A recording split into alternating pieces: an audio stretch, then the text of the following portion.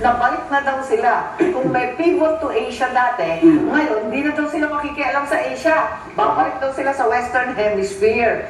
At ang sinasabi, huwag kayong mag-aaway sa China kasi kahit competitor namin, ngayon rebalancing na lamang ng economic and trade ties. Ayun. So, ibig sabihin yan, iwanan nila tayo. Oo, may iniwan tayo sa kampungan nito. So, wala na yung Mutual Defense Treaty. Kaya nga yung Ironclad Alliance, paano po ba yan? Pupunta siya sa Western Hemisphere. Ano yun? Sa Cuba na lang sa makikipagkaibigan? O makikipagkaibigan na lang sila sa Ukraine, Russia, yung mga Germany, yung mga ganon. Tapos tayo, bahala na tayo sa buhay natin kasi ang sabi, ayaw nila ng conflict sa Taiwan Strait at saka, etong malupit, increased burden sharing with Pacific Islands. Ibig sabihin, tayo na magbabayad ng EDCA at BFA. Kakayanin ba ng powers natin Iiwanan yan? pa tayo nun sa ganung sitwasyon po. Sabi, dapat burden sharing, di ba?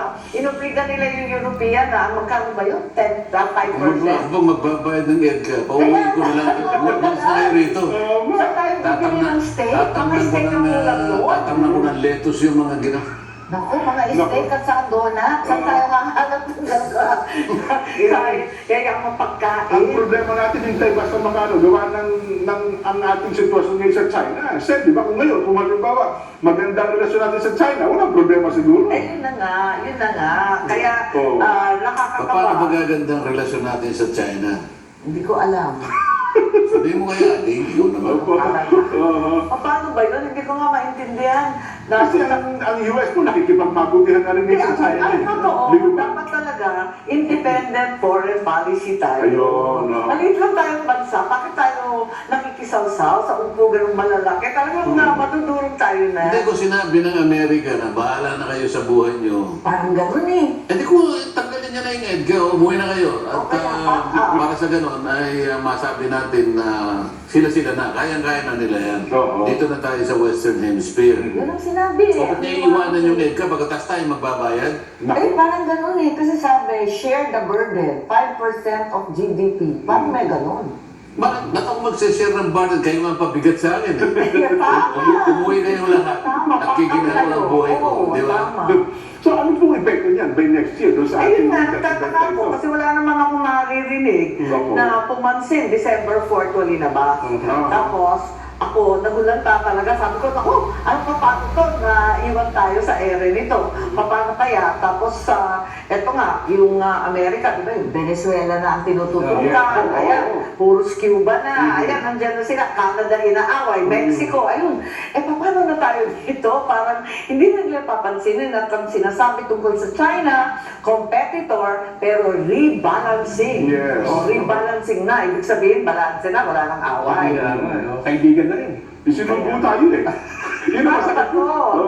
Tapos wala silang imig tungkol sa Taiwan. Di ba dati, ang ingay-ingay, tapos ang salita pa ng ating mga namumuno, kapag daw nagkaputukan sa Taiwan, wala tayong choice, madadamay tayo sa gera ng Taiwan. Eh ba tayo madadamay? Yung Amerika walang pake. Ano ba ito? Walagay ko advantage para sa atin yung ginawa nila na yan. Opo. Para sa akin lang, ha? Oo, ako, for me. Hindi, para sa isang bansang katulad natin, mas maganda yung tayo nagsasarili talaga.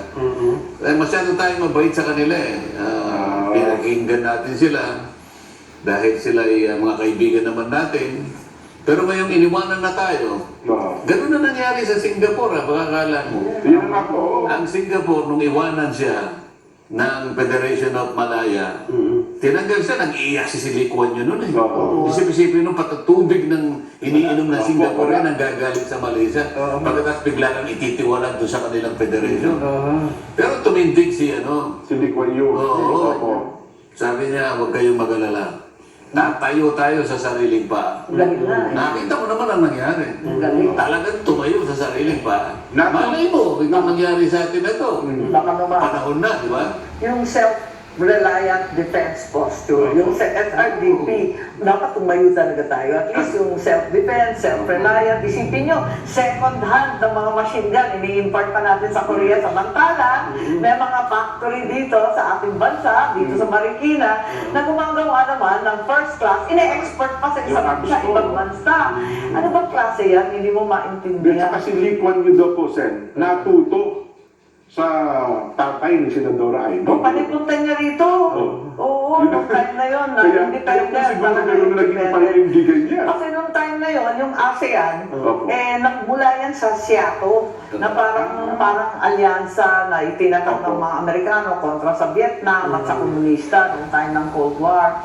Tapos, si Lee Kuan Yew at yung ama ko, sila yung pasimuno ng independent, Ayun. non-aligned ASEAN. Kaya pala. Yun. Kaya, sana, balikan natin yung independent non-aligned. Ba't tayo makikisangkot sa mga gera ng iba? Parang wala tayong problema rito.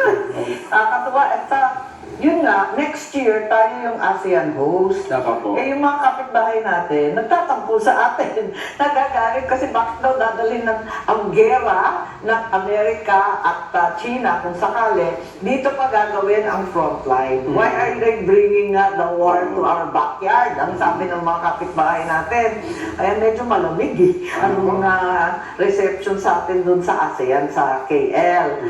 Tapos next year, outlier na naman tayo, hindi maganda. Tapos may nagsasabi pa, ang APEC, yung Asia Pacific, mas malaking grupo yun. Yung Asia Pacific, next year, ang host China. Yung China parang nakasimangot din sa Pilipinas yun eh. Paano yun hindi na tayo welcome sa Barangay Asia. Naku. Kaya pala pati yung isang online news, bumanat na rin ngayon, ano? Nabalita ano ba? Para huwag din nasa ibang araw natin pag-usap. Naku, wala naman tayong oras.